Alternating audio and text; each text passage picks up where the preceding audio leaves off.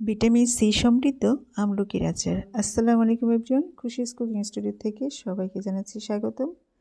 আমি আজকে আপনাদের জন্য নিয়ে এসেছি আমলকির অসাধারণ একটি আচারের রেসিপি। আমি এখানে 1 কেজি আমলকি নিয়েছি এবং আমলকিগুলো একটু বড় সাইজের হলে ভালো হয়। আমলকিগুলোকে আমি পরিষ্কার পানি দিয়ে ধুয়ে নিয়েছি। এখন একটা হাঁড়িতে দিয়ে সামান্য পানি দিচ্ছি আর একটু লবণ দিচ্ছি। পানির পরিমাণটা একটু অল্প দিতে হবে যেন সেই পানিতে আমলকিটা সেদ্ধ হয়ে যায়, ঠিক সেরকম পানিটা ছেঁকে না ফেলাতে হয়। ছেঁকে ফেললে পুষ্টিগুণটা চলে যেতে পারে, তাই একদম সামান্য পানি দিয়ে এটাকে সেদ্ধ করতে হবে এবং অল্পতেই সেদ্ধ হয়ে যাবে। কয়েক মিনিট সেদ্ধ করার জাল করার পরে এটা সেদ্ধ হয়ে যাবে।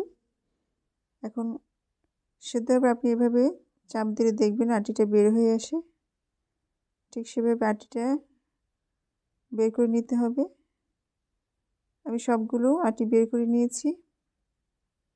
এবার একটা হাঁড়িতে দিয়ে দিচ্ছি সরিষার তেল, তারপরে দিয়ে দিচ্ছি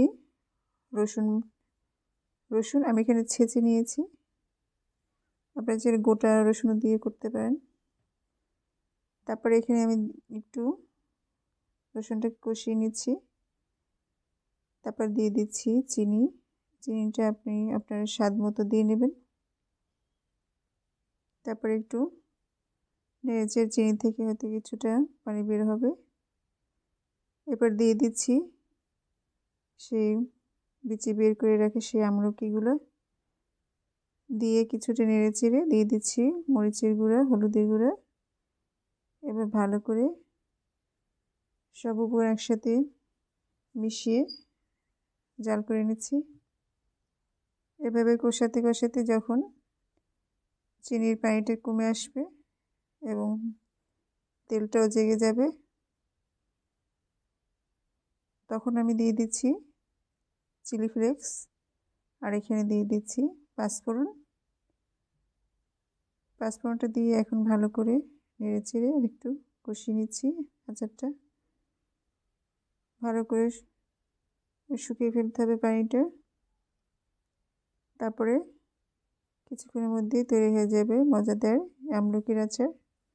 আমার অনেক সময় কাঁচা আমলকি খেতে ভালো লাগে না, আমাদের কাছে একটা খেতে গেলেই কেমন লাগে, তাই এভাবে যদি আচার বানিয়ে খেতে পারেন আপনি একসাথে অনেকখানি খেতে পারবেন এবং এর পুষ্টিগুণ সম্পর্কে তো আপনার কম বেশি সবাই জানেন। ভিডিওটি ভালো লাগলে অবশ্যই লাইক কমেন্ট এবং শেয়ার করবেন। আবার নতুন কোনো ভিডিও নিয়ে হাজির হব। আজকে এই পর্যন্তই। আল্লাহ হাফিজ।